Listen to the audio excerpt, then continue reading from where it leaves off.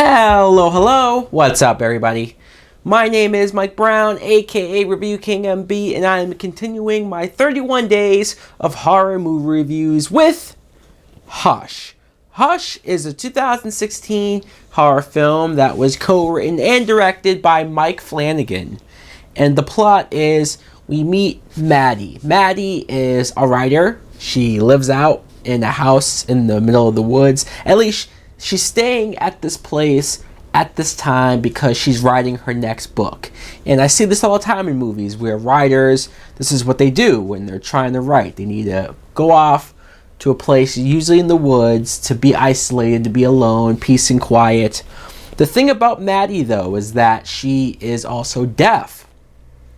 So you get a little bit of insight into her life, what's it like, what's it been like, and you're kind of caught up in her just as a character and the story she's writing until this weird masked person shows up at her house.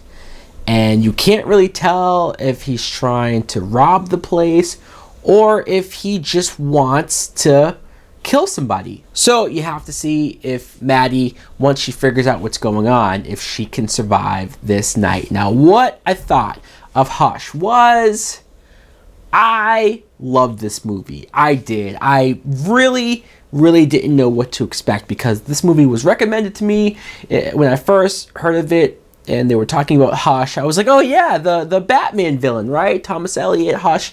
No. They sat me down, they explained the plot to me, and I thought, okay, that sounds interesting. Then, over the next week or two, I would watch several different review shows, like online and whatnot, and like three of them in concession mentioned this movie specifically and how great it was and all of this. So I was like, okay, I'm hearing way too much about this movie. I have to add it to my next viewing. And after watching it, it's on Netflix. I'm so glad I watched it because there's so much good things about it. First, let me talk about Maddie, the main character. She's played by Kate Siegel, and it's funny, when I looked her up, she's been in a bunch of movies that I've seen, but I don't remember her. This is the first movie where I really took notice to her and said, wow, she's a great actress. Especially because once I find out that she's not really deaf. Because you watch this movie and you buy that this is a deaf person.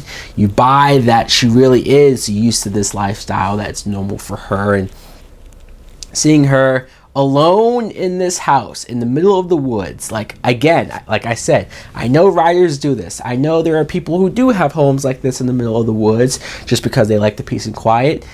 Okay, but that's just super sketchy to me.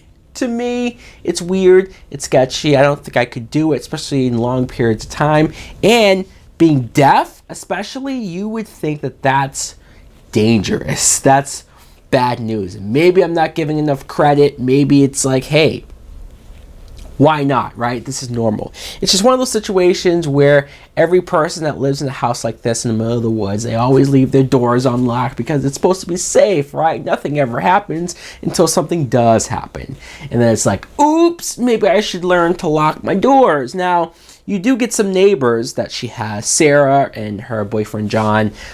You see a scene with her and Sarah talking and Sarah trying to learn sign language, and they just had a really good relationship. It's only one scene, but I enjoyed seeing stuff like that.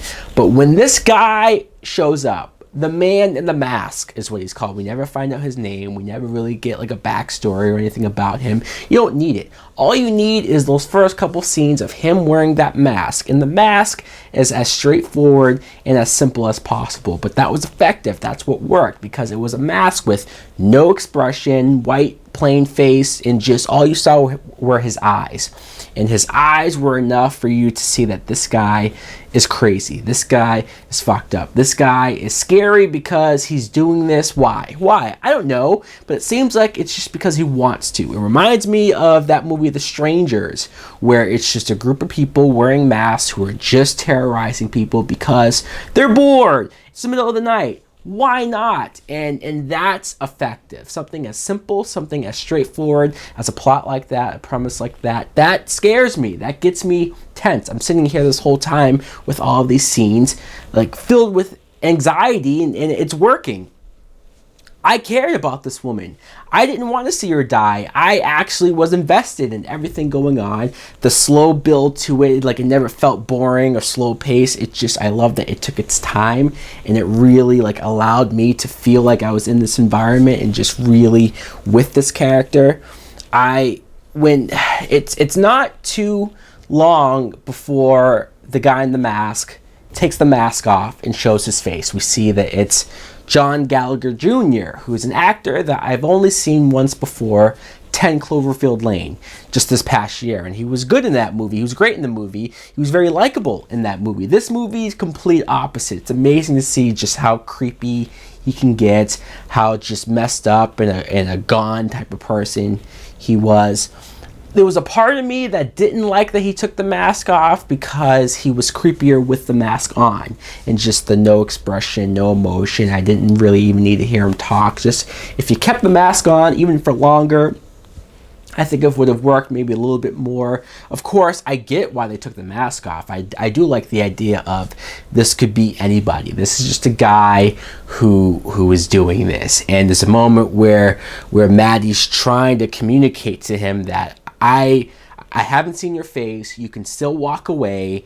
We don't have to do any more. And he takes his mask off to basically say, fuck you. Now you have seen my face. Now I'm going to have to kill you. But then he gets cocky. When he figures out that she's deaf, he's like, okay, I'm going to mess with her. I'm going to toy with her. I'm going to spend a few hours having fun with her, which is fucked up. But this is what makes it even better, because Maddie, many people in a situation like this would just probably break down, get themselves killed, doing something stupid. But she is such a smart character because she's a writer. She's able to break this situation down, figure out the possible endings, the possible scenarios, if she does this, if she does that. I love watching those scenes. I love getting inside her head and just listening to her talk herself through situations and what to do, what not to do. I love that there's moments where this movie puts you in her point of view, where you don't hear anything and it's just her walking around and it's silent, but you're seeing maybe the guy doing stuff in the background, or you know noise is happening but you can't hear it. I thought that was effective. I just really enjoyed this movie. I did. Everything about it. I don't really have any complaints, really. I'm trying to think, and maybe the mask thing, but at the end of the day, I got why they did it, and I was okay with it. I enjoyed this movie. I know it's out on Netflix. I know it's not in the theaters right now, but still, if I had to rate this movie, I'm going to give it a full price. Yes, definitely check out Hush if you haven't seen it already. But if you have seen it, let me know in the comments below. What did you think of it? Did you like it as much as I did? Thanks for watching. Like, comment, subscribe. Later. Please won't you save my desires?